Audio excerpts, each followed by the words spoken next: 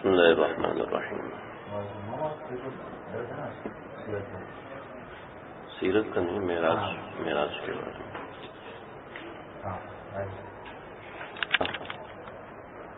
کہ یہ 27 رجب کی رات جو ہے یہ فضیلت والی ہے، برکت والی ہے، اور اس میں خاص عبادت کی جاتی ہے وغیرہ وغیرہ. اس کی کیا حیثیت ہے؟ میں نے ان کو کہا کہ بھائی میں بتاؤں گا انشاءاللہ. ذہن میں آیا کہ بھائی معراج کے حوالے سے ساری چیزیں جو بنیادی باتیں ہیں ساری تو ہو نہیں سکتی، تو تفصیل بہت زیادہ ہے، کم سے کم 2-3 گھنٹے کم سے کم درکار ہے تمام تفصیلات کے لیے.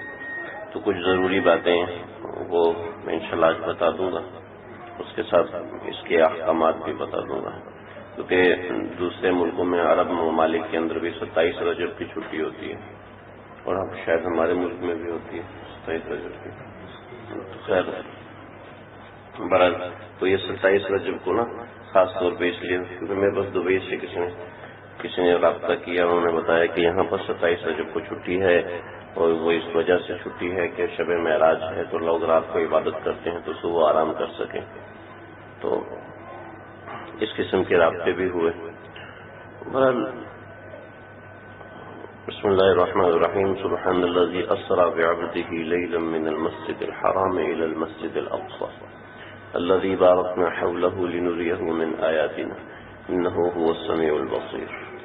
یہ آیت ہے جو اس سفر کے بارے میں سب سے بڑی دلیل ہے. اس کو ہٹا کے نا ادھر ڈال دیں تاکہ ہوا آتی رہے. بس کافی.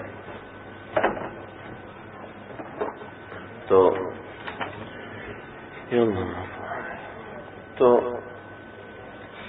یہ آیت سبحان الذی اسری بعبدہ، پاک ہے وہ ذات جو اپنے بندے کو لے گئے راتوں رات. تو دو چیزیں ہیں اس میں، ایک ہے اس میں اسری، ایک ہے اس میں معراج. دو الگ الگ چیزیں ہیں. اسری الگ ہے اور معراج الگ ہے. اسری کا انکار کرنے والا کافر ہے، معراج کا انکار کرنے والا کافر نہیں ہے، فاسق سمجھا جائے گا. لیکن معراج جو ہے وہ 30 صحابہ سے مروی ہے. معراج اس قدر مضبوط روایت ہے، 30 صحابہ جن میں مرد بھی ہیں عورتیں بھی ہیں، ان سب سے مروی ہے معراج کا واقعہ ہوا ہے. پر مزید یہ دیکھیں، یہ ایک سے زائد بار ہوا ہے. علامہ حاتمی رحمۃ اللہ علیہ وہ یہ فرماتے ہیں کہ معراج کا واقعہ 30 مرتبہ ہوا ہے. علامہ حاتمی صوفی رحمۃ اللہ علیہ انسان العیون جلد نمبر 1 میں ہے کہ 30 مرتبہ یہ واقعہ ہوا ہے. اور علامہ شیخ عبد الوہاب شعرانی رحمۃ اللہ علیہ فرماتے ہیں کہ 45 مرتبہ یہ سفر ہوا ہے، جن میں 45 مرتبہ اسرا ہوا، 44 مرتبہ اسرا ہوا، اور 45ویں بار معراج ہوا. اور ان میں بعض مواقع میں ایسے بھی ہوا کہ صرف ایک بار جسم کا سفر ہوا، باقی بار روح کا سفر ہوا. باقی بار صرف آپ صلی اللہ علیہ وسلم کی روح نے سفر کیا. اس کے علاوہ 45 مرتبہ آپ صلی اللہ علیہ وسلم کو اسرا اور معراج ملی ہے. یہ بھی اقوال ہیں. تو یہ تو ہوگی تعداد. ٹھیک، تعداد کے ساتھ اب میں آپ کو تاریخ بتاتا ہوں. کون سی تاریخ کو ہوا ہے؟ ایک قول ہے ربیع الاول کی 17 تاریخ، دوسرا قول ہے ربیع الاول کی 27 تاریخ، تیسرا قول ہے رمضان کی 29ویں تاریخ، چوتھا قول ہے ربیع الثانی کی 17 تاریخ، پانچواں قول ہے رجب کی 17 تاریخ، چھٹا قول ہے رجب کی 27ویں تاریخ، ساتواں قول یہ ہے کہ شوال میں ہوا ہے، آٹھواں قول یہ ہے کہ ذوالحجہ میں ہوا ہے. وہاں کی تاریخ کا تعین نہیں ہے. لیکن کوئی بھی تاریخ متعین نہیں ہو سکی کہ کون سی اوسط ہے، کون سی صحیح ہے، کون سی سب سے زیادہ صحیح ہے. جب تاریخ کی صحت کا ہی نہیں معلوم. اچھا یہ تو تاریخ ہے نا. اب آ گئے مہینے میں کتنے اختلافات ہوئے؟ 8 اختلافات. اور تاریخ کے تعین کے اندر 6 اختلافات. تاریخ کے تعین مہینہ کون سا تھا، اس میں 6 اختلاف ہیں. 8 اختلاف ہیں تو تاریخ کون سی ہے، اس میں 6 اختلاف ہیں. ٹھیک ہے، اور 6 کے 6 مل کر کوئی پکی تاریخ نہیں بتا رہے. کوئی پکی مضبوط تاریخ نہیں بتا رہے ہیں۔ اچھا، اس کے بعد سال دیکھیں، ہجرت سے 1 سال پہلے ہوا ہے، یہ ایک قول ہے۔ دوسرا قول ہے ہجرت سے 2 سال پہلے ہوا ہے۔ تیسرا قول یہ ہے کہ ہجرت سے 3 سال پہلے ہوا ہے، اور چوتھا قول یہ ہے کہ طائف جانے سے پہلے ہوا ہے۔ طائف آپ صلی اللہ علیہ وسلم 11-12 کے دوران گئے تھے، تو چوتھا قول یہ ہے کہ طائف جانے سے پہلے ہوا ہے، یعنی 10 نبوی میں آپ کو معراج ہوئی ہے۔ تو یہ 4 اقوال ہیں، اور دن کے حساب سے بھی اختلاف ہے کہ پیر کا دن ہو، کسی نے کہا پیر کا دن، کسی نے کہا جمعے کا دن۔ کتنا وقت لگا تھا؟ کسی نے کہا کہ 3 گھڑیاں لگی تھیں، 3 ساعتیں، یعنی کہ 22 ضرب 3 66 منٹ، اور کسی نے کہا کہ 1 لمحہ ہوا تھا، 1 لمحے میں معراج ہو گئی۔ تو دونوں باتیں ہیں اپنی جگہ پر صحیح۔ یہ سارے اختلافات شرح المواہب زرقانی کے اندر صفحہ نمبر 340 جلد نمبر 1 میں لکھے ہوئے ہیں۔ انسان العیون ایک کتاب ہے سیرت کی، جو سب سے زیادہ تفصیلی کتاب ہے سیرت کے حوالے سے، تاریخ کے حوالے سے نہیں، سیرت کے حوالے سے سب سے زیادہ تفصیل تقریباً جو میری نظر سے کتابیں گزری وہ اس کے اندر ہے، تو اس میں یہ اقوال درج ہیں۔ اب مجھے بتائیں، اتنا زیادہ اقوال کا اختلاف ہے اور کسی قول کو ترجیح نہیں دی جا رہی، گو کہ علامہ شارنی رحمۃ اللہ علیہ نے کہا، ابن حزم رحمۃ اللہ علیہ، ابن حزم ظاہری رحمۃ اللہ علیہ فرماتے ہیں ہجرت سے 1 سال پہلے میں سب کا اتفاق ہے، لیکن ان کی اس بات سے کسی نے اتفاق نہیں کیا۔ ٹھیک ہے، کہتے ہیں سب کا اتفاق ہے ہجرت سے 1 سال پہلے ہوئے، لیکن ان کی بات سے کسی نے اتفاق ہی نہیں کیا۔ تو کسی کا اتفاق کسی بارے میں نہیں۔ تو مجھے بتائیں 27 رجب کا روزہ ہوگا؟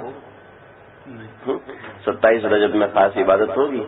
پھر اس قسم کی عبادت کرو، اس قسم کی تلاوت کرو، 8 رکعت پڑھو حضرت فاطمہ کی طرف سے، پہلی رکعت کے اندر سورہ فاتحہ کے بعد 8 مرتبہ قل، دوسری رکعت میں سورہ فاتحہ کے بعد 7 مرتبہ قل هو اللہ احد، پھر تیسری رکعت میں 6 مرتبہ، پھر چوتھی رکعت میں اس طریقے سے 8 رکعت پڑھنے کے بعد سلام پھرو، جو دعا مانگو قبول ہوگی۔ یہ صلاۃ فاطمی ہے۔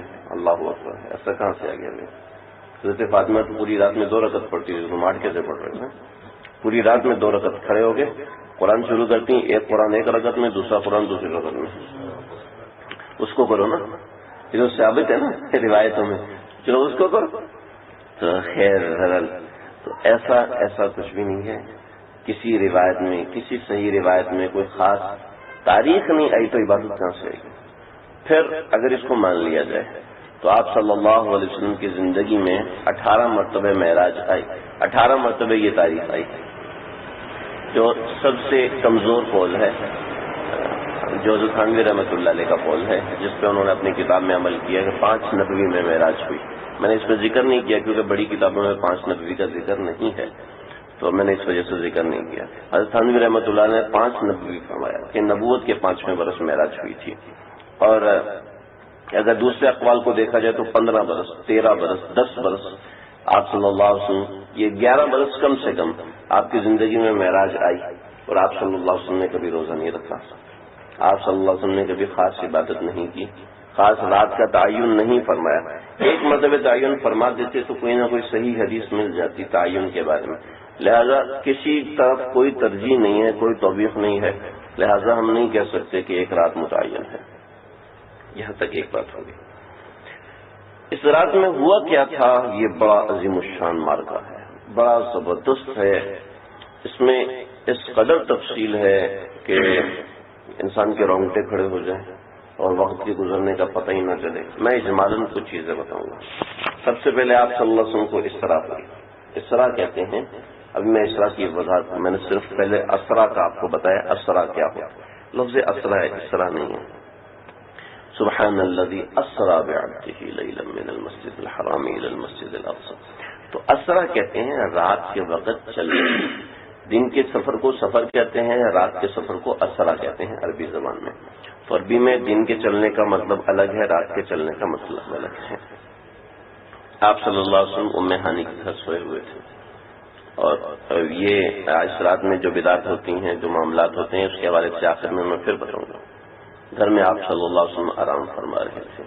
مجھے بڑی روایتوں، بڑی کتابوں میں یہ روایت نہیں ملی، لیکن کسی مولانا صاحب نے یہ روایت سنائی تھی، تو میں سنا اس لیے رہا ہوں کہ ہو سکتا ہے وہ روایت صحیح ہو، کیونکہ اس کے اوپر بہت سے اشعار بھی بنائے ہیں، لوگوں نے اشعار بھی پڑھے ہیں کہ آپ صلی اللہ علیہ وسلم سوئے ہوئے تھے، چھت پھٹی، ایسے ام ہانی آپ صلی اللہ علیہ وسلم کی پھپھو کی بیٹی ہیں۔ اس زمانے میں پردہ نہیں ہوتا تھا تو پھپھو کی بیٹی بہن کی طرح ہی سمجھی جاتی تھی، لہذا آپ صلی اللہ علیہ وسلم ان کے گھر سوئے ہوئے تھے تو چھت پھٹی، حضرت جبریل اور میکائیل آئے، آپ صلی اللہ علیہ وسلم سوئے ہوئے تھے، اٹھے نہیں تھے، تو آپ کو اٹھانا بے ادبی سمجھا، تو اللہ سے پوچھا ہے اللہ آپ صلی اللہ علیہ وسلم کو کیسے جگاؤں؟ میں جبریل تیرے جسم میں برودت ہے اور انسان کی جسم میں حرارت ہوتی ہے، فرشتے کے جسم کو ہاتھ لگاؤ تو اس میں ٹھنڈک محسوس ہوگی جس سے کہ برف کو ہاتھ لگانے سے ٹھنڈک محسوس ہوتی ہے، اور جن کو ہاتھ لگاؤ تو اس کا جسم آگ کی طرح جلتا ہوا محسوس ہوگا لیکن اس کو بخار نہیں ہوگا، ٹھیک ہے، اور اگر انسان کے جسم کو ہاتھ لگاؤ تو اس کو ایک نارمل ٹیمپریچر ملے گا آپ کو۔ تو اب فرشتوں کے جسم میں برودت ہے تو آپ صلی اللہ علیہ وسلم کی قدم مبارک کو اپنے ہونٹوں سے بوسہ دیں، جب ٹھنڈک پاؤں کو لگے گی تو پھر اٹھنا، آپ صلی اللہ علیہ وسلم خود ہی بیدار ہو جائیں گے۔ تو اس پہ انہوں نے اشعار بنایا، چم چم کے تلیاں سائن جگایا، پرانی کیا کیا پورے معراج کے قصے میں نے اس لیے سنا دی کہ شاید یہ کہیں روایت ہے، لیکن مجھے یہ روایت ملی نہیں ہے، لہذا اس کا کوئی اعتبار نہیں ہے کہ یہ صحیح ہے یا غلط ہے، لیکن میری طرف سے نہ سمجھے کہ میں یہ روایت سنا رہا ہوں تو یہ صحیح ہوگی، مجھے اس کی تحقیق نہیں ہے، البتہ اس قسم کی روایت علماء نے بیان کی ہے۔ تو آپ صلی اللہ علیہ وسلم کو اٹھایا اور حرم شریف لے گئے۔ آپ لوگوں کے سامنے ایک بہت سی باتیں نئی ہوں گی اس کے اندر جو میں نے بتائی کہ 30 مرتبہ معراج ہوئی، 30 مرتبہ یہ واقعہ ہوا، ایک روایت کے مطابق 45 مرتبہ واقعہ ہوا، تو بعض ایسی روایات کی تفصیل بھی آتی ہے، جیسے ایک مرتبہ دیکھا کہ آپ صلی اللہ علیہ وسلم موجود نہیں ہیں، پورے حرم میں ڈھونڈ لیا ہے ہی نہیں، تو حضرت عباس رضی اللہ عنہ بھاگے، ڈھونڈا، سب لوگ بھاگے، اور آپ کے چچا بڑا خیال رکھتے تھے کہ یتیم ہے اور بچپن سے کسی کا سہارا نہیں ہے، تو بہت خیال رکھتے تھے، اور آپ کی کرامات تو آپ لوگوں نے سنی ہوئی ہیں، معجزات سنے ہوئے ہیں، ہم تو صرف 12 برس تک پہنچے تو اس میں اس قسم کے حالات و نوعیت پہنچی، تو بڑا خیال کرتے تھے، دیکھا کہ ہے نہیں، تو ایک جگہ پر پہنچے، ایک پڑاؤ میں، تو وہاں جا کے پوچھا کہ یا محمد یا محمد، تو آپ نے فرمایا لبیک یا عم، میرے چچا میں حاضر ہوں گا۔ تو کہاں گیا وہ؟ تو ہم ساری تیری وجہ سے پریشان ہیں، کہنے لگے کہ میں بیت المقدس گیا ہوا تھا، بیت المقدس گیا ہوا تھا، اسی رات میں کہا، ہاں اسی رات میں گیا تھا، اسی رات میں واپس پہ آ گیا۔ تو روایتوں میں آتا ہے کہ آپ اس وقت براق سے اتر رہے تھے جب آپ بیت المقدس گئے تھے۔ تو یہ اس واقعے کے علاوہ ہے، وہ جو میں نے آپ کو بتایا کہ علامہ کون ہیں، عبد الوہاب شعرانی رحمۃ اللہ علیہ کہ شافعی المسلک ہیں، تو انہوں نے لکھا ہے کہ آپ صلی اللہ علیہ وسلم کو 45 مرتبہ معراج، 45 مرتبہ یہ واقعہ پیش آیا، ایک مرتبہ جسم کے ساتھ، باقی مرتبہ روح کے ساتھ، یا اسرا پیش آیا، جیسے شیخ فاضلی صوفی رحمۃ اللہ علیہ نے لکھا ہے کہ 30 مرتبہ معراج ہوئی۔ تو اس طرح کی تفصیلات اور روایت میں ملتی ہیں۔ آپ گھر سے آپ کو حرم میں لے کر گئے، کیسے لے کر گئے، اٹھا کے لے کے گئے، چلا کے لے کے گئے، کہیں کوئی تفصیل نہیں ہے۔ حرم میں آپ صلی اللہ علیہ وسلم پہنچے، بعض روایات کے مطابق آپ صلی اللہ علیہ وسلم کے آنکھوں میں ابھی تک نیند کا خمار تھا، آپ وہاں پہنچے تو زمزم سے دوبارہ شق صدر کیا گیا آپ صلی اللہ علیہ وسلم کا، شق صدر کیا، بعض روایت میں یہ ہنسلی کی ہڈی، یہ گڑا پڑتا ہے نا، عبداللہ بھائی کو جگہ دے دیں، تو یہ ہنسلی کی ہڈی اشارہ فرمایا تو یہاں سے لے کے پیٹ کے اس حصے تک کٹ گیا، بعض روایت کے مطابق پیٹ کا ناف سے نیچے تک نرم حصہ یہاں تک کٹ گیا، کوئی خون نہیں نکلا، اور پھر آپ صلی اللہ علیہ وسلم کے دل قلب مبارک کو 3 مرتبہ دھویا گیا، اور 3 مرتبہ دھونے کے بعد پھر دوبارہ اندر ڈال دیا گیا۔ آپ نے وہیں زمزم سے وضو فرمایا، وضو فرما کے آپ صلی اللہ علیہ وسلم نے 2 رکعت نماز پڑھی، یہاں سے آپ صلی اللہ علیہ وسلم کو براق پر سوار کیا گیا۔ براق کے بارے میں بہت سی روایات ہیں۔ براق ایک چتکبر رنگ کا گھوڑے کی طرح ایک جانور تھا، مختلف روایت ہیں، بعض روایت کے مطابق اس کا چہرہ انسان جیسا تھا، گردن اونٹ کی طرح کی تھی، اس پر بال گھوڑے کی طرح کے تھے، بیٹھنے کی جگہ گھوڑے کی طرح تھی، پچھلی ٹانگیں چڑھائی پر چڑھتے وقت بڑی ہو جاتی تھیں اور جب اتر رہے ہوتے تھے تو پچھلی ٹانگیں چھوٹی ہو جاتی تھیں اور اوپر والی آگے والی ٹانگیں بڑی ہو جاتی تھیں۔ یہ اس کا حال تھا۔ دم اس کی اونٹ کی طرح کی تھی، اس نوعیت کا جانور تھا۔ رنگ اس کا ایسا تھا جیسے سفید اور کالا بکرا ہوتا ہے، سفید اور کالا بکرے کا رنگ جیسا ہوتا ہے ایسے اس کا رنگ تھا، یعنی پیٹ تک، پیچھے سے پیٹ تک کالا تھا اور اس سے آگے وہ سفید رنگ کا تھا۔ بعض روایتوں کے مطابق اس کے رانوں کے اوپر 2 پر بھی لگے ہوئے تھے جس کو تیز دوڑتے وقت پھیلاتا تھا۔ اس کی رفتار ایسی تھی کہ 7 چھلانگوں میں وہ بیت المقدس پہنچ گیا۔ یہ اس براق کی حالت تھی۔ یہاں پر محدثین نے لکھا ہے کہ فرعون کے 4 عجائبات تھے، ان میں سے 2 عجائبات یہ تھے کہ فون متاثر ہوگا، تو 4 عجائبات یہ تھے کہ 4 عجائبات میں سے 2 عجائبات لکھے ہیں کہ اس فرعون کا جو قد تھا وہ 7 بالش تھا۔ 7 بالش ہماری یہ والی بالش نہیں، یہ ایک بالش تھی، کندھے سے لے کر کندھے کے نیچے سے لے کر ہاتھ کھول دو تو یہ اس کو ایک بالش کہتے ہیں۔ تو عربی کے لحاظ سے سترا ایک بالش ہونا چاہیے نا، تو سترا اتنا لمبا ہونا چاہیے، اتنا اونچا ہونا چاہیے۔ محض ایک موبائل رکھ کے اس کو سترا بنا لیا، وہاں سے آگے سے گزر گیا، ایسا نہیں ہوتا، ٹھیک ہے۔ ایک ڈیسک رکھ لی، اس کو سترا بنا لیا، یہ سترا نہیں ہے۔ تو بہرحال 7 بالش فرعون کا قد تھا، اور اس کی داڑھی 8 بالش تھی، یعنی کہ داڑھی اس کی اتنی لمبی تھی کہ وہ 8 بالش تھی، اس کے جسم سے نیچے جاتی تھی، اس کو سمیٹ کے رکھتا تھا، اس کو سنبھال کے رکھتا تھا۔ کٹانا شان کے خلاف تھا، بادشاہ کا کوئی بال نہیں کاٹ سکتا تھا۔ تو جیسے وہ قصہ سناتے ہیں کہ ایک نائی جو ہے وہ امریکہ کا جو صدر تھا اس کے بال کاٹ رہا تھا، تو بار بار اسامہ کا ذکر کر رہا ہے۔ اسامہ کا ذکر بار بار کیوں کر رہا ہے؟ کہتے ہیں اصل میں ان کا ذکر کرنے سے آپ کے بال کھڑے ہو جاتے ہیں، کاٹنا آسان ہوتا ہے۔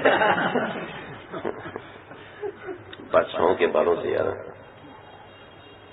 تو ایسے جملہ مترجم آ جائے۔ دوسرا اس کا گھوڑا اس نوعیت کا تھا کہ چڑھائی چڑھتے وقت اس کی پچھلی ٹانگیں لمبی ہو جاتی تھیں اور اترائی اترتے وقت اس کی اگلی والی ٹانگیں لمبی ہو جاتی تھیں۔ فرعون کے گھوڑے میں یہ ایک خصوصی شان تھی۔ ہمارے ہاں ایک دوسرا جانور بھی ہوتا ہے جس کو اللہ نے قدرتی طور پہ ایسا معاملہ دیا ہوا ہے کہ وہ جانور ہے کینگرو۔ کینگرو کی پچھلی ٹانگیں لمبی ہوتی ہیں، لیکن جب وہ دوڑ رہا ہوتا ہے تو اس کے جسم کے اندر سے مزید ٹانگ نکل آتی ہے، مزید جو ہے وہ ٹانگ اور باہر نکل آتی ہے۔ کیسے نکل آتی ہے اللہ تعالیٰ کو ہی معلوم ہے۔ اس کے جسم میں اس کا کچھ حصہ چھپا ہوتا ہے جو کہ باہر نکل آتا ہے، جیسے سانپ کے اندر جو ڈنگ ہوتا ہے وہ سامنے نہیں ہوتا، وہ اندر ہوتا ہے، چھپا ہوا ہوتا ہے۔ ایسے اللہ نے براق میں بھی کوئی خاصیت رکھی ہوئی ہے۔ اس میں بے حد تفصیلات ہیں، میں ان تفصیلات پر نہیں زیادہ، بس خلاصتاً میں نے آپ کو بتا دی براق کے بارے میں یہ ہے۔ بعضوں نے یہ بھی کہا کہ براق برق سے ہے، برق کا مطلب بجلی کی تیزی سے اڑنے والا، تو سمجھ لو ہوائی جہاز ہے۔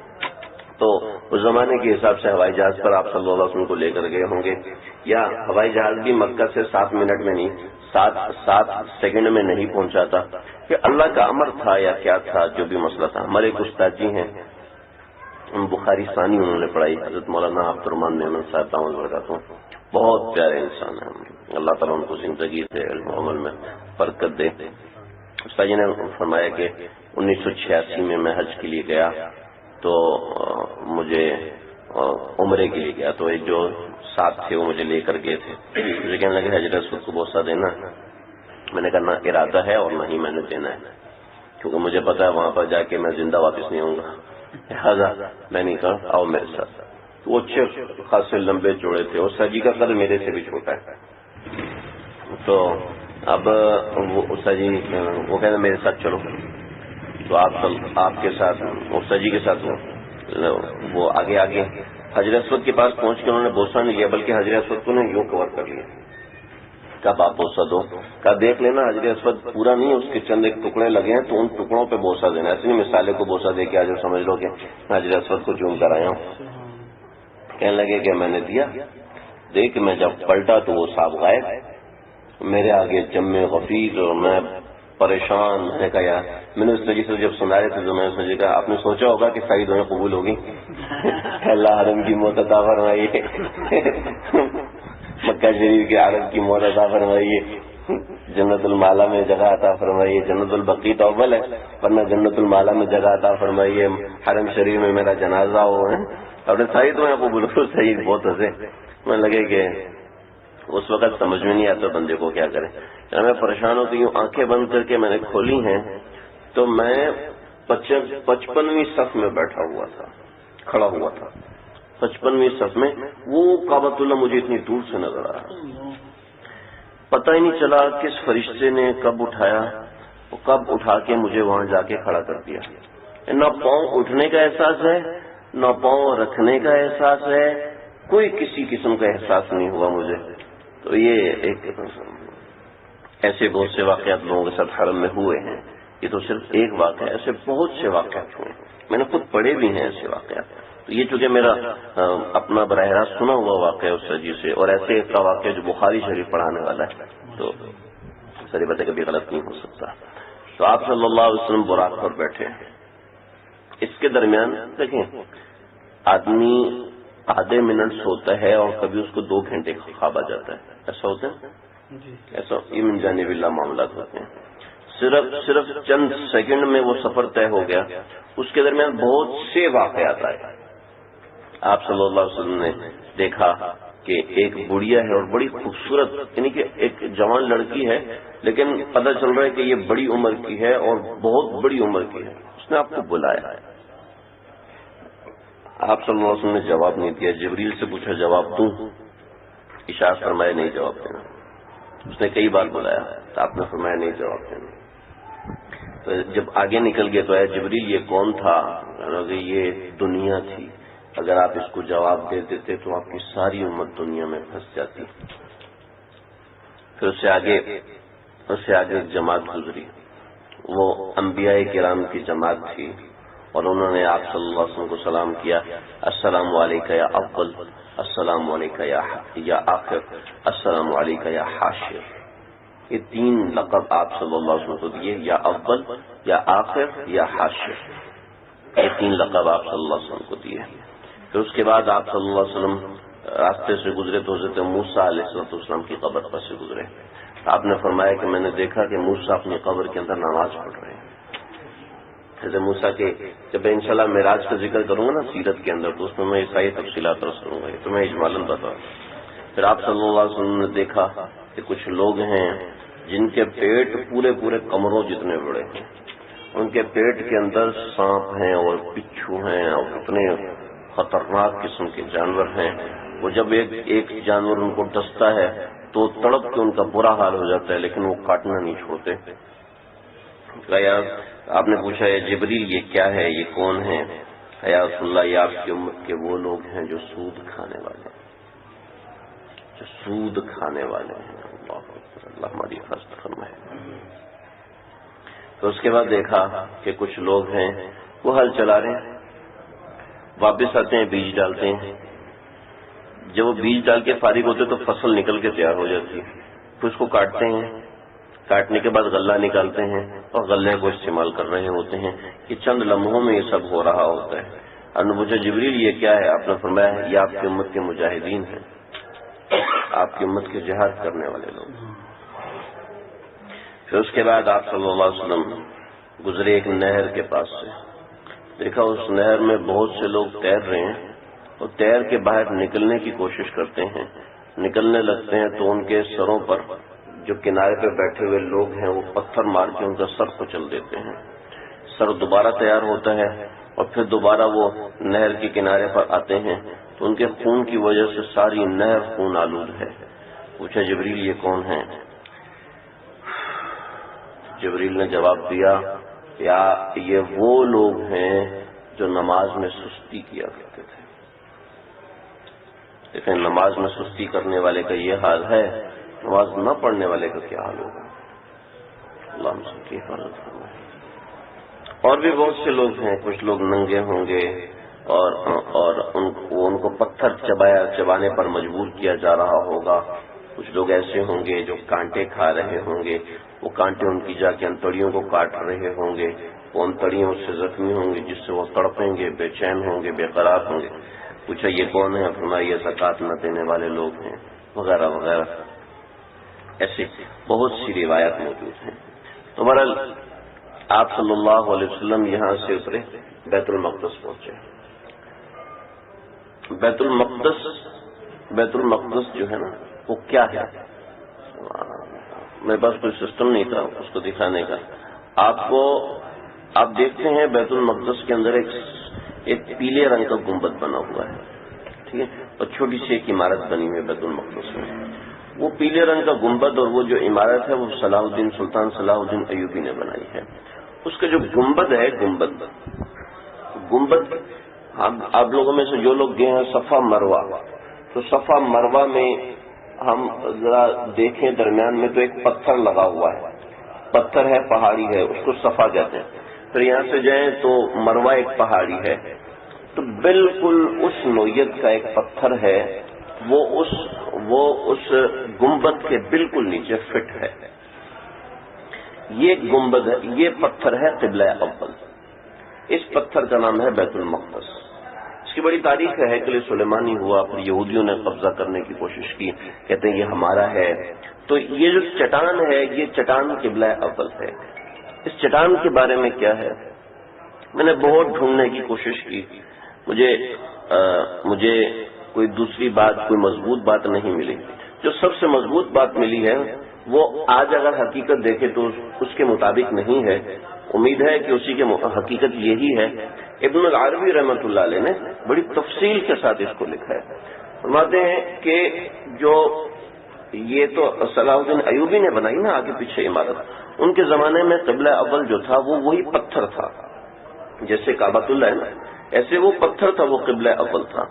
وہ پتھر ہوا میں معلق ہے، وہ کسی چیز کے ساتھ لگا ہوا نہیں ہے، وہ پتھر ہوا میں معلق ہے۔ اور کیسے معلق ہے؟ لگے کہ یہ ہوا میں اس طرح کر کے بہت بڑا پتھر ہے کہ پورا گنبد اس کے نیچے آ جائے، بہت بڑا گنبد ہے، وہ گنبد اس پتھر کے اوپر بنا ہوا ہے، یعنی کہ پتھر کی سیدھ میں اونچے جا کے بنا ہوا ہے، پتھر کے یعنی کہ بالکل اس کی ہائٹ میں ہے۔ تو پتھر کے کنارے ادھر سے زمین کے فاصلے پر ہیں، ادھر سے زمین کے ہر طرف سے، چاروں طرف سے وہ پتھر زمین سے اوپر اٹھا ہوا ہے۔ تو اس پتھر کے نیچے قدرتی غار ہے۔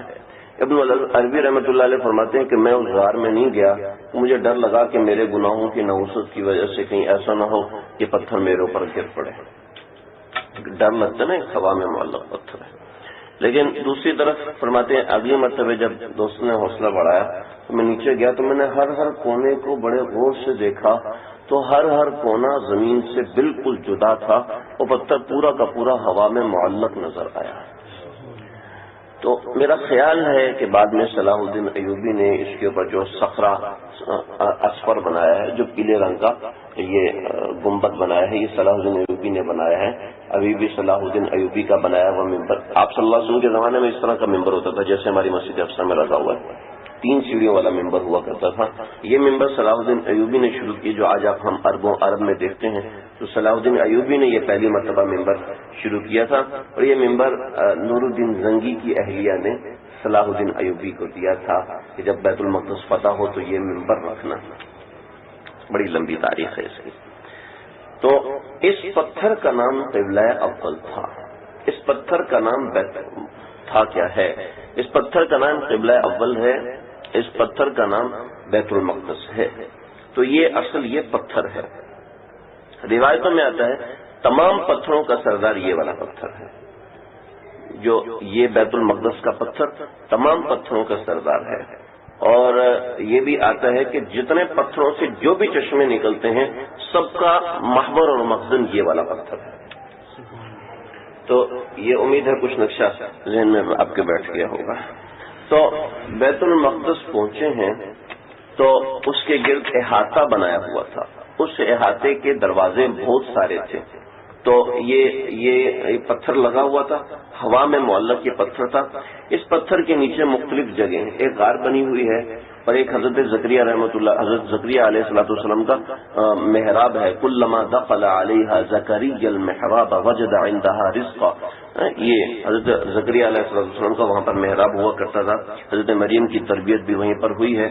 بعضوں نے لکھا ہے کہ یہاں پر ایک کھجور کا درخت تھا، اس درخت کی جڑیں نیچے جاتی ہیں، اتنی نیچے جاتی ہیں کہ وہ جڑیں جنت تک پہنچ جاتی ہیں، اور ان جڑوں کے نیچے حضرت مریم، حضرت آسیہ، یہ دونوں مل کے موتیوں کے ہار بنا رہی ہیں جو کہ جنتیوں کو پہنائے جائیں گے. یہ ایک ضعیف روایت ہے لیکن بدل ہے. تو صحیح جو روایت ہے وہ صحیح جو معاملہ ہے میں نے آپ کے سامنے بھی عرض کر دیا. یہ بیت المقدس ہے. آپ صلی اللہ علیہ وسلم جب تشریف لائے تو بیت المقدس کے دروازے کے سامنے ایک پتھر تھا، وہاں پر آپ صلی اللہ علیہ وسلم نے براق کو باندھا.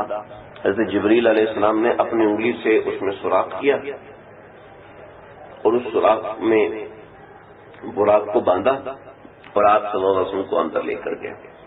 جب اندر پہنچے تو آپ نے دیکھا تقریباً سارے کے سارے انبیاء، 1,24,000 یا 2,24,000 تمام انبیاء وہاں پر نماز پڑھ رہے ہیں.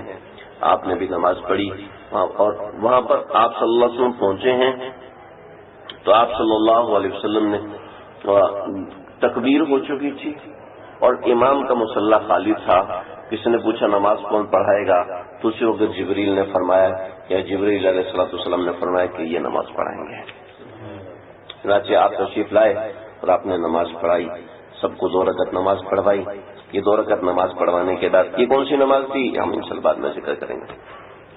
تو پھر آپ صلی اللہ علیہ وسلم سب انبیاء میں سے ملنا شروع ہوئے. نماز کے بعد حضرت ابراہیم سے ملے، حضرت موسیٰ سے ملے، حضرت داؤد سے ملے، حضرت عیسیٰ علیہ الصلوۃ والسلام سے ملے، حضرت سلیمان علیہ الصلوۃ والسلام سے ملے. ان سب نے اپنی اپنی تقریر کی. پھر آپ صلی اللہ علیہ وسلم نے بھی تقریر کی، وہ بھی انشاءاللہ ہم معراج کے سفر کے حوالے سے پڑھیں گے.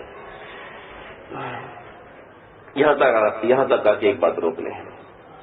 آپ صلی اللہ علیہ وسلم جب بیت المقدس کی طرف گئے ہیں، بیت المقدس سے مراد وہ پتھر، تو پتھر آپ کے اکرام میں یوں ہے نا، یہ پتھر تو اگر اللہ کسی کو موقع دے تو وہ پتھر اس طریقے سے ایک طرف کو جھکا ہوا ہے، وہ پتھر ایک طرف کو جھکا ہوا ہے. تو جس طرف آپ صلی اللہ علیہ وسلم تشریف لائے تو وہ پتھر جھک گیا.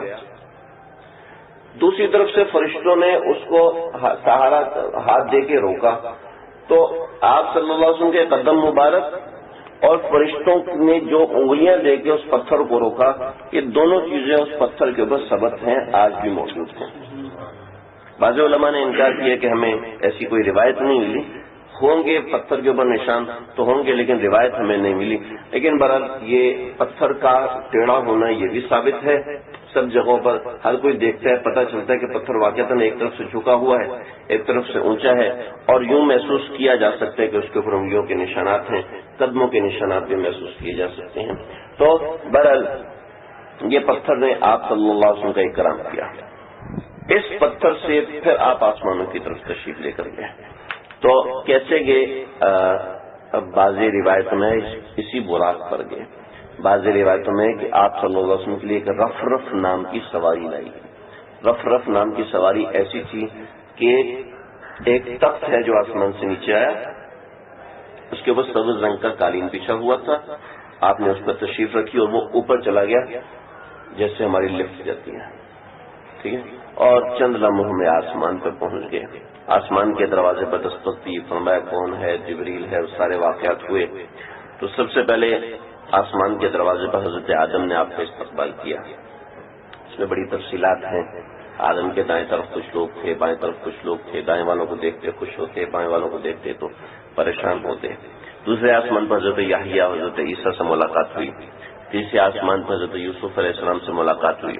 چوتھے پر ادریس، پانچویں پر ہارون، چھٹے پر حضرت موسیٰ اور ساتویں پر حضرت ابراہیم علیہ السلام سے ملاقات ہوئی. سب سے ملاقات ہوئی، اس کی تفصیلات ہیں، اپنی جگہ پر ہیں. تو ہر ایک نے کچھ نصیحت کی. حضرت ابراہیم علیہ السلام سے ملاقات دوسرے انداز میں ہوئی. سب نے دروازہ کھول کے استقبال کیا. حضرت ابراہیم علیہ السلام کعبۃ اللہ کی عمارت کو، بیت المعمور کی عمارت کو ٹیک لگا کے بیٹھے تھے. آپ نے جا کے ان کو سلام کیا. محدثین نے لکھا ہے یہ اس وجہ سے تھا کہ آپ کو سکھانا مقصود تھا. گو رتبے میں آپ بڑے ہیں لیکن خاندانی اعتبار سے یہ بڑے ہیں. اگر آپ عقلی اعتبار سے، رتبے کے اعتبار سے، عہدے کے اعتبار سے، معاملات کے اعتبار سے، سمجھداری کے اعتبار سے بڑے ہیں، پھر بھی بڑوں کا احترام آپ کے ذمہ واجب ہے. تو اس سے علماء نے نقطہ نکالا. بہرحال یہ حضرت ابراہیم علیہ السلام سے ملاقات ہوئی، ایک بڑی اہم نصیحت فرمائی کہ اپنی امت کو میری طرف سے سلام دینا اور یہ کہنا کہ لا حول پڑھا کرو، کنز من کنوز الجنہ، یہ جنت کے خزانوں میں سے خزانہ ہے. ابراہیم علیہ السلام نے یہ آپ صلی اللہ علیہ وسلم کو پیغام دیا کہ میری اپنی امت کو میری طرف سے یہ پیغام دے دینا. خیر، یہ ساتوں آسمان پار ہوئے. ساتوں آسمان پار ہونے کے بعد ایک مقام آ گیا. اس مقام کو سدرۃ المنتہا کہتے ہیں. بعض لوگ کہتے ہیں کہ سدرۃ المنتہا پہ ایک بیری کا درخت ہے، بیری کا درخت ہے، اور اس کے بعض لوگ نہیں، صحیح روایت ہے، صحیح روایت. بعض لوگ کہتے ہیں وہ میں ابھی آپ کو بتاتا ہوں کیا کہتے ہیں. بیری کا درخت ہے کہ جس کا پھل مقام جیحون کے بیروں جتنا، کے گھڑوں جتنا بڑا ہے. مقام جیحون کے مٹکے، یہ والے جو مٹکے ہوتے ہیں نا ہمارے، جو تھوڑے چوڑے کر کے اور پھر اوپر کر کے سراہی ٹائپ بڑے بڑے مٹکے بنے ہوتے ہیں. ایک تو گول مٹکا ہوتا ہے پنجاب والا، ایک تھوڑا سا اونچا کر کے مٹکا ہوتا ہے. تو اس مقام کے بیروں کے جتنا اس کا پھل ہے، اور اس کے پتے ہاتھی کے کانوں کے جتنے بڑے ہوتے ہیں. اتنے بڑے بڑے اس کے پتے ہیں اور اتنی بڑائی ہے اس کی. تو وہاں پر ایک درخت لگا ہوا، اس کو کہتے ہیں سدرۃ المنتہا. سدر کہتے ہیں بیری کے درخت کو، سدرا بیری کے درخت کو کہتے ہیں. منتہا کہتے ہیں کہ یہ انتہا ہے مخلوق کی، مخلوق اس سے آگے نہیں جا سکتی. اب عوامی روایت سنیں کہ ہر پتے پہ کسی بندے کا نام لکھا ہے، جب کسی کا پتا گر جاتا ہے تو بندہ مر جاتا ہے. تو یہ عوامی روایت ہے، اس کی کوئی حقیقت نہیں ہے. حضرت تھانوی رحمۃ اللہ علیہ نے بڑی خبر لی ہے کہ یہ لوگوں کی قصے ہیں کہ میرا پتا اس دفعہ گر گیا 15 شعبان کو، لہذا اس کا پتا گر گیا، اب یہ مرے گا ہی مرے گا. تو یہ اصطلاح ہے نا، پتا گر گیا فلانے کا. تو بھئی یہ ایسا ہی کوئی پتا وتا گرنے کی بات نہیں ہے. آپ صلی اللہ علیہ وسلم اس کے اوپر گئے تو ایک مقام ہے، مقام حضرت جبریل علیہ السلام نے کہا کہ اب میری بس. کہ جبریل ایسے موقع پر آ کے بے وفائی نہیں کیا کرتے. اے اللہ کے رسول، اس سے آگے اللہ رب العزت کی ذات بے انتہا فاصلے پر ہے، لیکن اللہ کی ذات کی جو تجلیات ہیں وہ اس جگہ پہ آ کے اتنی زیادہ ہیں کہ اگر میں ایک قدم بھی آگے بڑھا تو چل جاؤں گا. میں اللہ کی تجلیات کا مقابلہ نہیں کر سکتا. مجھ میں قوت برداشت نہیں ہے. جو اللہ کی ذات میں جو تجلیات ہیں، تجلی مطلب اللہ رب العزت کے جسم سے ٹکرانے والی روشنی، اصل روشنی نہیں، جو اس سے ٹکرانے والی روشنی، وہ تجلیات ہیں. اتنی تجلیات ہیں تو میں اس سے آگے جاؤں گا تو چل جاؤں گا. آپ آگے چلیے. بعضوں نے لکھا ہے کہ اس کے بعد آپ صلی اللہ علیہ وسلم کو جنت جہنم کی سیر کرائی گئی. آپ نے جنت کے اندر کیا کیا دیکھا، کیا کچھ دیکھا، انشاءاللہ ہم ذکر کریں گے. پھر اس کے بعد آگے آپ صلی اللہ علیہ وسلم نے ایک مقام ایسا آیا کہ جہاں پر صرف قلم کے چلنے کی آوازیں تھیں. اس کو مقام صریف اقلام کہتے ہیں کہ وہاں پر قلم کے چلنے کی آواز آ رہی تھی اور کچھ بھی نہیں تھا. اس کے بعد آپ سدرۃ المنتہا سے آگے بڑھے. آپ کے لیے ویسی ایک سبز رنگ کے رف رنگ کی طرح کی سواری لائی گئی. آپ اس پر بیٹھے، اوپر جانے لگے تو آپ کو پریشانی ہونے لگی کہ یہ کیا ہے، وہ اکیلا تنہا اور کیسے مقام پر جا رہا ہوں. تو اللہ تعالیٰ نے اس سے پہلے سنیں، سدرۃ المنتہا سے آگے بڑھنے سے پہلے ایک فرشتہ سدرۃ المنتہا کے اندر سے باہر نکلا. ہم نے پوچھا جبریل یہ کون ہے؟ کہا کہ یہ فرشتہ آپ کے استقبال کے لیے ہے، لیکن اللہ نے مجھے تمام فرشتوں کا سردار بنایا ہے. میں تمام فرشتوں کو جانتا ہوں، لیکن مجھے اس ذات کی قسم جس نے مجھے بنایا ہے، میں نے آج اس فرشتے کو پہلی بار دیکھا. آج تک میں نے اس کو نہیں دیکھا. اس فرشتے کو اللہ نے آپ کے استقبال کے لیے بنایا ہوا تھا، چھپا کے رکھا ہوا تھا. فرشتہ نکلا تو آپ صلی اللہ علیہ وسلم رف پہ بیٹھے، اوپر جانے لگے. وحشت ہوئی، پریشانی ہوئی تو آپ کو آوازیں آنے لگیں، اے اللہ کے رسول کیا پریشانی ہے؟ ابو بکر کی آواز، یہ آواز کہاں سے؟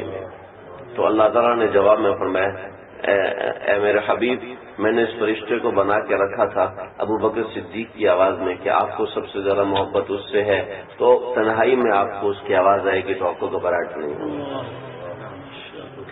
تو یہ صدیق اکبر رضی اللہ عنہ کا مقام جبریل سے بھی اونچا جا رہا ہے۔ تو اب اوپر گئے، کتنا فاصلہ طے کیا؟ 70,000 پردے تھے یا 70 لاکھ پردے تھے یا 70 کروڑ ارب خرب قدم؟ یہ تو ہماری گنتی ہے نا، کیونکہ اکاؤنٹنگ میں ہماری گنتی ہے نا اس کا، جی یہ ہماری گنتی ہے۔ اللہ تو گنتی سے ماورا و مبرہ ہے۔ پر گئے، جب اللہ رب العزت سامنے آ گئے، دیکھیں اللہ کی ذات کو کوئی دیکھ نہیں سکتا، آپ صلی اللہ علیہ وسلم نے دیکھا ہے تو یہ دیکھنا معجزتاً ہے، معجزے کی وجہ سے، ورنہ اللہ کے نور کو، نور کیا، نور کی تجلی کو حضرت موسیٰ علیہ السلام نے کہا اللہ میں نے دیکھنا ہے، لن ترانی، موسیٰ نہیں دیکھ سکتا۔ تو اللہ نے آسمانوں کا پردہ ہٹایا تو صرف ایک تجلی کوہ طور پہاڑ پہ پڑی، فخر موسیٰ صاعقہ، حضرت موسیٰ کا انتقال ہو گیا، اللہ نے دوبارہ زندہ کیا۔ صحیح روایت ہے کہ بے ہوش ہو گئے، اس تجلی کو موسیٰ برداشت نہیں کر سکے، آپ نے دیکھ کیسے لیا؟ ثم دنا فتدلى فكان قاب قوسين او ادنى۔ عربوں میں سسٹم تھا کہ قوس کہتے ہیں، قوس کمان ہوتے ہیں نا، کمان ادھر لگا ہوتا ہے، تار لگی ہوتی ہے، اس کو کھینچتے ہیں اور پھر جا کے تیر لگتا ہے، تو اس کا نا اس کو کہتے ہیں قوس، اس کو کیا کہتے ہیں؟ قوس، چاند قوس کی طرح ہوتا ہے، یہ قوس ہے۔ جب عربوں میں لڑائی ختم ہو جاتی ہے نا، وہ اس دھاگے کو کاٹ دیتے تھے، دھاگے کو کاٹ کے کمان ایک دوسرے سے ملا لیتے تھے، یوں کر لیتے یعنی کہ اس طریقے سے کر لیتے، تو اس کو کہتے ہیں قاب، اس کو کہتے ہیں قاب، ان دونوں کو جوڑ لینے کو کہتے ہیں قاب۔ تو قاب قوسین فکان قاب قوسین، وہ ایسے ہو گئے، یعنی اللہ کتنے قریب ہو گئے، او ادنا، اس سے بھی زیادہ نزدیک ہو گئے، اس سے زیادہ ہم سمجھ نہیں سکتے کہ کتنا کیسے نزدیک۔ یہ ہم اللہ سے قیامت کے دن پوچھیں گے، اللہ ہمیں وہ کر کے دکھائیے کہ کیسے آپ اللہ کے حبیب کتنا نزدیک ہوئے تھے۔ تو بہرحال اللہ تو اس دن فرمائشیں پوری کریں گے نا اپنے بندوں کی۔ تو فکان قاب قوسین او ادنا، وہاں پر اللہ نے 5 نمازوں کا تحفہ دیا، اور ایک بہت بڑا تحفہ جو اللہ کا اپنے نبی کے ساتھ کلام کی ابتدا ہوئی تھی تو ایسے ہوئی تھی کہ التحیات للہ والصلوات والطیبات۔ آپ نے داخل ہوتے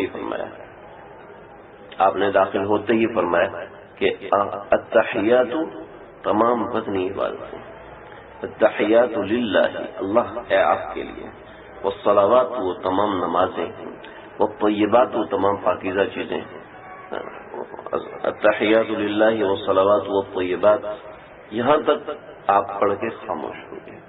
تو اب اللہ تعالیٰ نے جواب میں فرمایا السلام علیک ایھا النبی ورحمۃ اللہ وبرکاتہ، اللہ کا آپ کے اوپر سلام ہو اے نبی، اور اس کی رحمتیں ہو وبرکاتہ۔ تو یہ سارا کلام نیچے سنا گیا، فرشتوں میں آوازیں آنے لگیں، تو جواب میں السلام علینا وعلی عباد اللہ الصالحین، وعلی عباد اللہ الصالحین، یہاں تک فرشتوں خود نے نیچے سے آواز دی۔ پھر آپ نے دوبارہ پڑھا اشہد ان لا الہ الا اللہ واشہد ان محمدا عبدہ ورسولہ۔ یہ ایسے ہے کہ اشہد ان لا الہ الا اللہ آپ صلی اللہ علیہ وسلم نے پڑھا، اور اللہ نے جواب میں پڑھا واشہد ان محمدا عبدہ ورسولہ۔ تو یہ سارا کلام اللہ نے ہمیں تحفے میں دے دیا کہ ہم ہر التحیات میں اس کو پڑھیں گے، اگر نہیں پڑھیں گے تو نماز نہیں ہوگی۔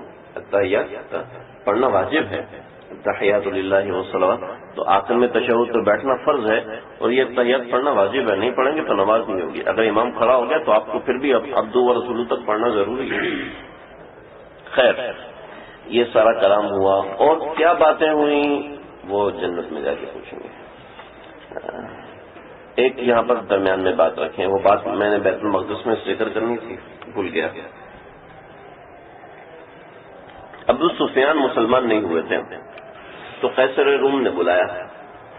قیصر روم یہاں کسرا سے چلا، اس نے ایک منت مانی تھی کہ بیت المقدس جا کے بیت المقدس کو فتح کروں گا، یہ کسرا کو فتح کروں گا، اس کے بعد بیت المقدس جا پیدل جاؤں گا بیت المقدس اور وہاں پر جا کے عبادت کروں گا.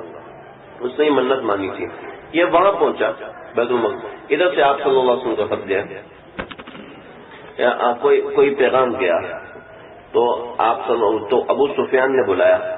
ابو سفیان کیسر کے پاس گئے, کیسر روم کے پاس. تو باتیں ہو رہی تھی. تو انہوں نے کہا کہ ہمیں لگتا ہے کہ وہ جھوٹ بھی بولتے ہیں.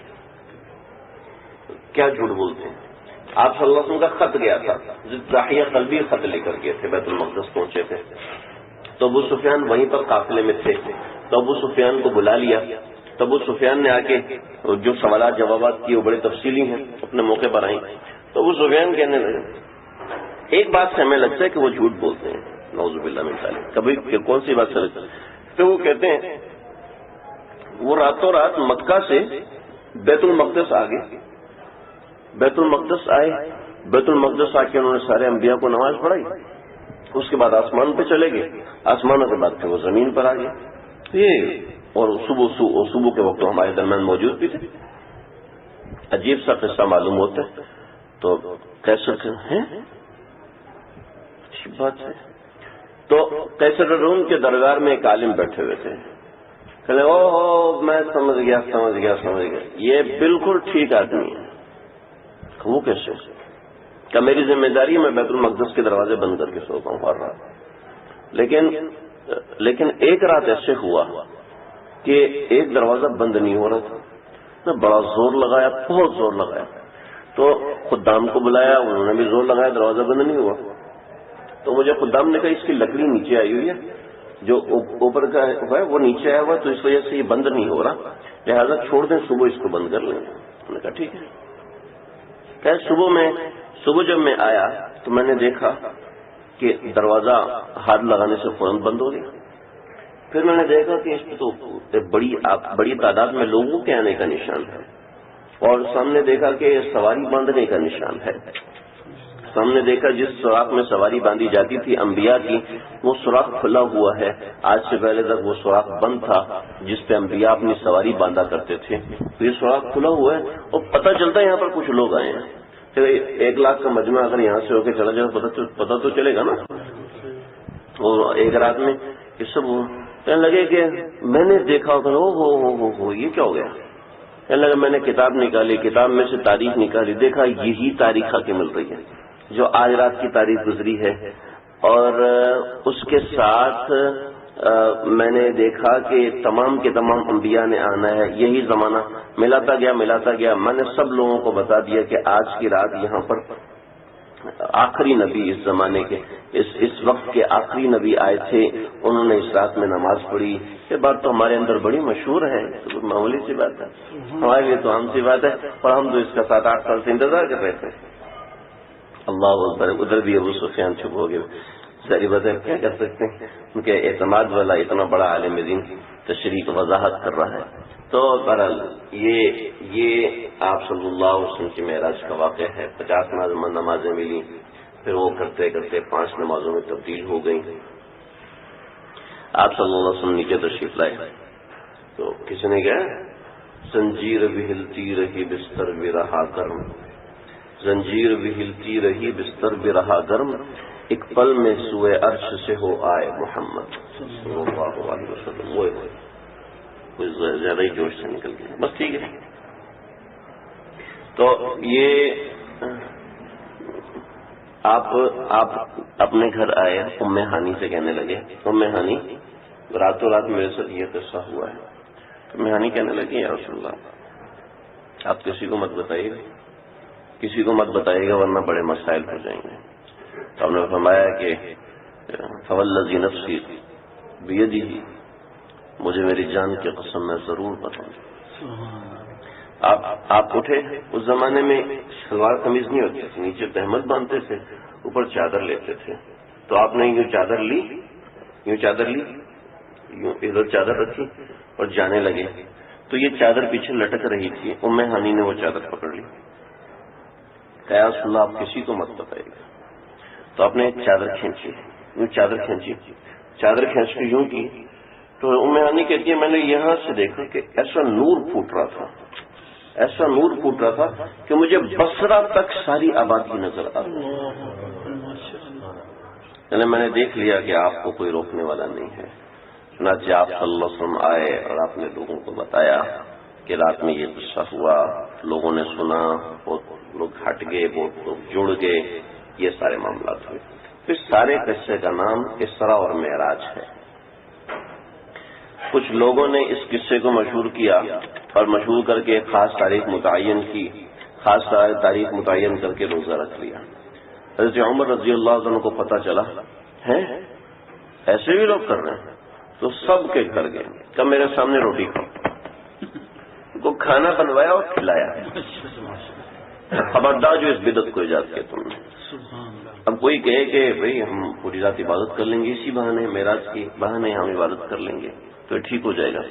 دین عبادت کرنے کا نام نہیں ہے، دین نمازیں پڑھنے کا نام نہیں، دین ٹوپی پہننے کا نام نہیں. اگر دین ٹوپی پہننے کا نام ہے تو عمرے میں کیوں اتار دیتے؟ دین ٹوپی پہننے کا نام ہے تو حج میں کیوں اتار دیتے؟ دین اچھا لباس پہننے کا نام ہے تو حج میں کیوں اتر جاتا ہے؟ وہی آرام کی چادریں ہو جاتی ہیں. دین چپل پہننے کا نام ہے تو حج میں چپل کیوں اتر جاتا ہے؟ دین پیسے جمع کرنے کا نام ہے تو زکوٰۃ کیوں فرض ہے؟ سمجھ؟ دین کھانے پینے کا نام ہے تو روزہ کیوں فرض ہے؟ دین بھوکا رہنے کا نام ہے تو قربانی کیوں فرض ہے؟ دین ان چیزوں کا نام نہیں. دین نام ہے جو ہم کہہ رہے ہیں مانو. ہم سے مراد اللہ تعالیٰ، میں نہیں. جو ہم کہہ رہے ہیں اللہ فرما رہے کہ اس وقت میں نماز نہیں پڑھنی، پڑھو گے تو فاسق گنے جاؤ گے. اب نماز نہیں پڑھنی. نماز پڑھنا حرام ہے زوال کے وقت میں، نماز پڑھنا حرام ہے طلوع کے وقت میں. حرام ہے نماز پڑھنا، پڑھے گا تو نماز ہی نہیں ہوگی. تو دین اپنی مرضی کا نام. بھائی میں کیا کر رہا تھا؟ میں نماز ہی تو پڑھ رہا تھا. نماز تو پڑھ رہے تھے لیکن آپ توبہ کریں اس نماز پڑھنے کے اوپر. کیوں؟ کیونکہ آپ عصر کے بعد پڑھ رہے تھے. اس وقت آپ نے نماز نہیں پڑھی. اس وقت ہماری طرف سے منع ہے. اس وقت مزے کرو، گھومو پھرو، تلاوت کرو، بھاگو دوڑو، کام کرو. نماز نہیں پڑھو. اس وقت آپ نماز نہیں پڑھیں گے. کیوں؟ ہمارا حکم نہیں ہے اس وقت نماز پڑھنے کا. سمجھ رہے ہیں؟ تو دین اتباع کا نام ہے. جو اللہ فرمائیں گے وہ کرنے کا نام دین ہے. جی میرا دل کر رہا ہے آج رات عبادت کروں اور آج رات آرام کا حکم دیا گیا ہے، ٹھیک ہے، تو اہتمام کر کے کوئی عبادت کرے، ہم منع نہیں کرتے، لیکن اہتمام کر کے آج 27 ہے، آج عبادت کی بڑی فضیلت ہوگی، آج اتنا بڑا مسئلہ ہوا ہے، اتنا بڑا واقعہ پیش آیا ہے، لہذا آج رات عبادت کرو. نہیں، اس عبادت پہ گناہ ہوگا. جی اس عبادت پہ گناہ ہوگا. جیسے طلوع کے وقت میں نماز پڑھنے سے، مکروہ کے وقت میں نماز پڑھنے سے نماز کا ثواب نہیں ہوتا، نماز کا گناہ ہوگا. جی ہاں. اور ایسے کیوں؟ اس وقت سورج کے پجاری نماز پڑھتے ہیں. اگر پڑھتے پڑھتے انتقال ہو گیا تو سورج کے پجاریوں کے ساتھ اٹھائے جائیں گے. ان تشبہ بقوم فہو منہم. عید کے دن روزہ رکھنا گناہ حرام ہے. روزہ رکھنا عید کے روزہ رکھنا بھی حرام ہوتا ہے. جی عید کے دن حرام. اصل میں بات یہ ہے کہ ہمیں ساری چیزیں پتہ نہیں ہوتی نا. بطور مثال روزے میں کسی بندے نے کھا لیا تو کیا ہوگا؟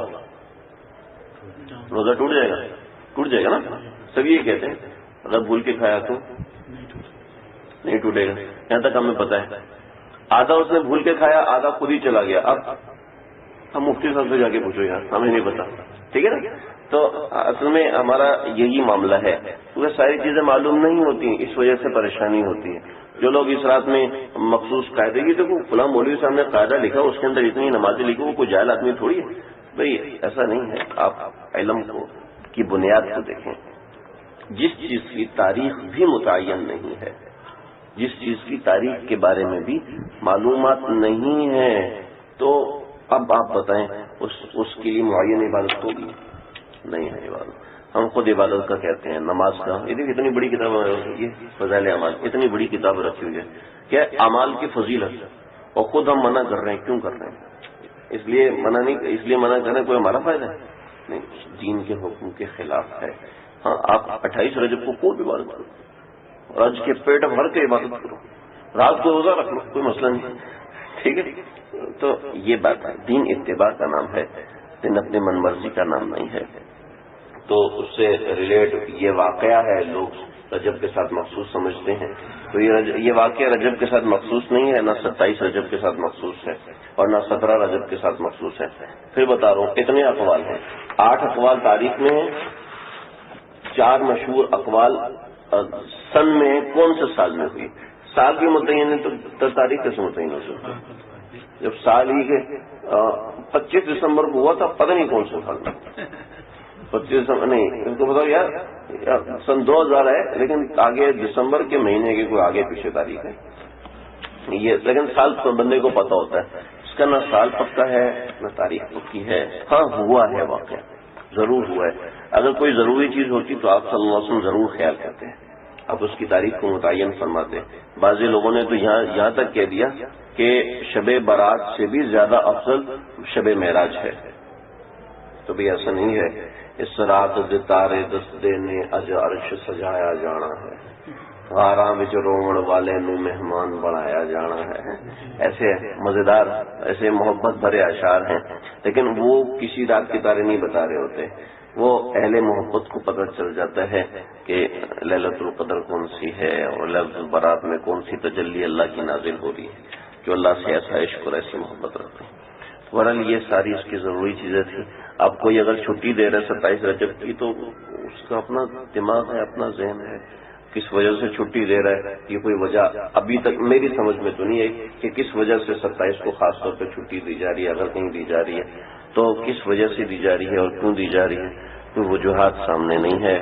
علم کی کمی ہے، یقیناً علم کی کمی ہے بہت زیادہ، لیکن ابھی تک جو علماء نے لکھا ہے وہ میں نے آپ کو بتایا ہے، وہ علماء جن کے علم کے اندر کوئی کمی نہیں ہے انہوں نے یہ لکھا جو میں نے آپ کے سامنے نقل کیا ہے۔ اللہ سمجھنے کی توفیق عطا فرمائے۔